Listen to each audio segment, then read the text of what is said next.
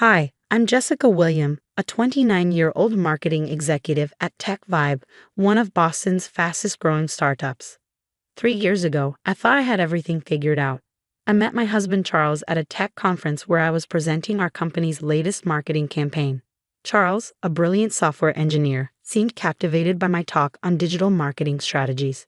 Within a year, we were married, and I believed I'd found someone who supported my dreams. "You're like a female Steve Jobs," he'd say, making me blush with pride. Then his parents started visiting more frequently, and things took a turn. My father-in-law, Matthew, a big-shot real estate developer, would sit across the dinner table with a smug smile that I grew to despise. "Jessica, still playing office while other women are building families?" he'd jab. "I'm building both a career and a family, Matthew," I'd respond, gripping my fork tightly. My mother-in-law, Barbara, would just adjust her pearl necklace, avoiding eye contact. My best friend Rachel saw right through them. At our housewarming party, she pulled me aside after Matthew lectured everyone about traditional family values. "That man gives me serious control freak vibes," she whispered. Later, I vented to Charles about Matthew's remarks, but he brushed it off.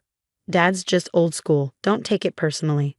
My parents, Mike and Linda, were a breath of fresh air whenever they visited. They'd remind me of the value of chasing my dreams. "You're killing it, sweetie," Dad would beam, while Mom would share stories of her own career battles. "Remember, Jessica, a woman's worth isn't measured by her cooking skills," she'd say after another tense dinner with my in-laws. But Matthew's jabs kept coming. At every family gathering, he'd belittle my job. "Marketing, isn't that just making pretty pictures on Facebook? When are you giving Charles some real happiness? A woman's true calling is in the home, what do you think?" Eventually, I noticed subtle changes in Charles. He'd make odd comments about couples where the wife stayed home. "They seem so happy, don't they?"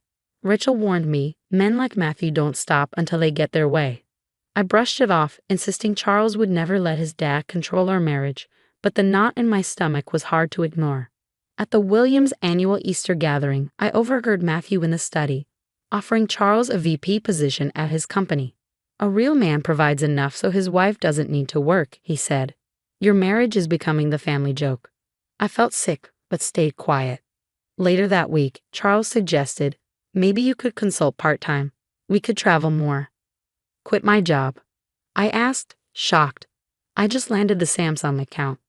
He shrugged. "We don't need both incomes." When I showed Rachel the text I found on Charles' phone, "Handle your home situation and the VP position is yours. Barbara will help Jessica adjust." She was furious. "This is manipulation," she said. "We need to document everything." Soon after, Karen, Charles' cousin, reached out over LinkedIn saying, "I saw your post about the Samsung deal. There's something you should know." Over coffee, she told me how Uncle Matthew pressured her mother to quit teaching. When she refused, he spread rumors that she was neglecting her family and the marriage didn't survive. "Matthew's been telling everyone you're too ambitious and neglecting Charles," Karen warned. The signs were everywhere. Charles started having regular business lunches with his dad, and our joint account showed a suspicious $50,000 transfer. "What's this for?" I asked, my voice tight.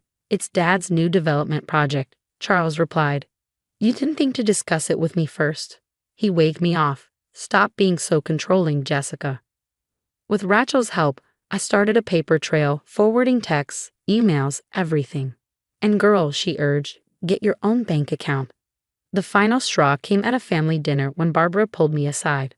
"Matthew mentioned you've been missing work to go shopping. Is everything all right?" I stared at her, appalled. "What?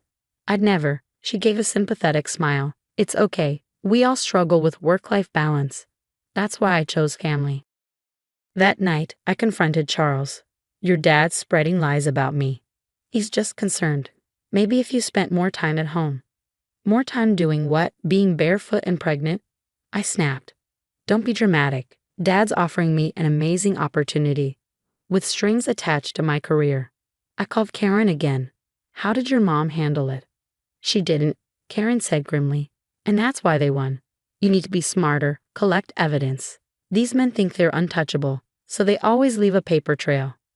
Little did they know, I was already building my case. The missing money in our account was just the beginning.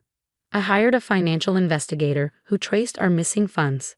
The investment in William Enterprises, It's actually funding a shell company, the investigator explained, handing me documents. Karen called shortly after with more bombshells. The feds are investigating Uncle Matthew for fraud, she revealed. That development project, it's a massive Ponzi scheme. Later, I got a text from Tom, Charles' coworker. Heads up, saw Charles interviewing at Apex Corp yesterday. Thought you should know. That night, I confronted Charles, laying out the bank statements. Where's the rest of our savings? You're overreacting. Dad's project is solid. The project under federal investigation. His face went white. What are you talking about? Cut the act, Charles. I know about the shell company and the Apex interview. You're spying on me now. He exploded. You're just as career-obsessed as they say. Then my work phone rang. It was Maria, my boss. Jessica, we received some troubling emails from a Matthew William, claiming you've been leaking company data. Matthew has no connection to Tech Vibe, I said, my voice shaking. This is harassment. I showed Maria the documentation Rachel helped me compile. At an emergency meeting, I laid everything out. After reviewing the evidence, Maria turned to me. These accusations are clearly harassment. We're behind you, Jessica. That night, Charles was packing a bag. Dad says I can stay at their guest house while we figure things out. Figure out what, Charles? How to destroy my career. You're choosing your job over our marriage. No, you're choosing your father's manipulation over your wife. Karen called with one last piece of information. There are more victims, Jessica. Aunt Patricia. Matthew got her fired from her law firm. And Charles' ex-girlfriend, Jenny, she lost her teaching job after refusing to quit.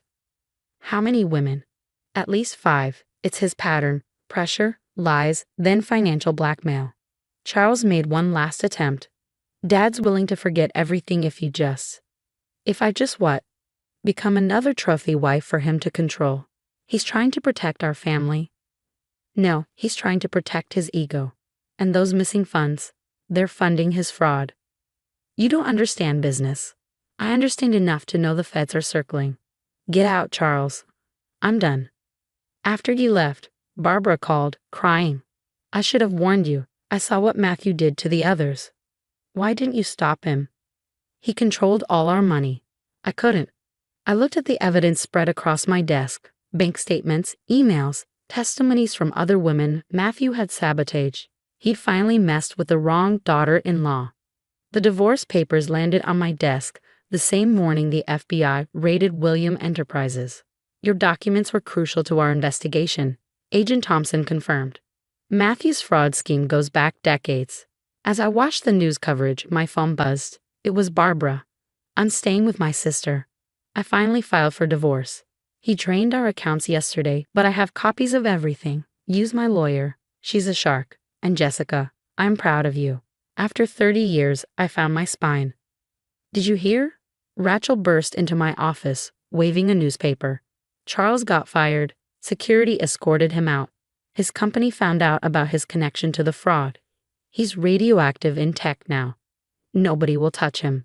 They're even investigating his old projects for data breaches. Maria called an emergency meeting with the executive team. With our Samsung campaign success hitting $100 million and recent events showing your integrity, we're promoting you to Chief Marketing Officer. The board vote was unanimous. The good news kept coming. Karen rallied other victims for federal testimony. 2 years later, after a board meeting, I was leaving the office when a familiar face appeared in the lobby.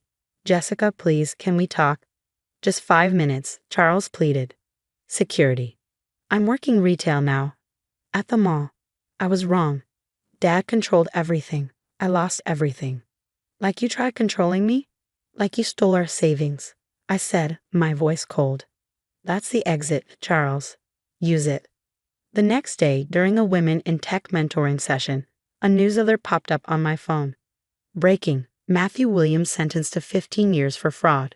Judge cites systematic abuse of power and trust. One of the interns raised her hand. Is it true you helped bring down a corporate criminal while launching a global marketing campaign?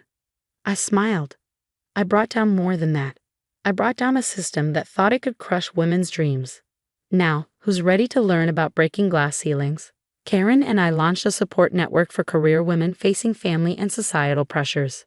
At our first event, the convention center was packed. Remember when Uncle Matthew thought he was untouchable? Karen laughed at the launch party. Now he's trading designer suits for prison orange. Barbara was there too, thriving in her new real estate agency, a testament to her newfound freedom. Charles was folding sweaters at the mall. Matthew was making license plates. Rachel raised a glass. To Karma, and to my best friend, the newest member of Forbes 40 Under 40. The following week, Maria approved our new mentorship initiative with a 7-figure budget. Your program is exactly what this industry needs. The board wants to take it national. Standing in my corner office, I looked at the framed headline on the wall. William Enterprises collapse reveals decades of fraud. Women leaders emerge stronger. I smiled, feeling the impact of what we built. Sometimes the best revenge isn't just success. It's making sure you're not the last success story. Let them try to stop us now. Now let's turn the question to you. What would you do if you discovered your spouse wasn't just betraying you, but actively conspiring with their family to destroy your career? Would you gather evidence quietly, like Jessica, or confront them immediately? And here's an even deeper question. If your spouse's parent was trying to control your life through financial manipulation, would you try to save your marriage first, or protect your career? Let's talk about that $50,000 transfer Charles made behind Jessica's back. Was that the biggest red flag, or was it when he started suggesting she should quit her job? At what point do you think Jessica should have realized her marriage was beyond saving? Share your thoughts in the comments below.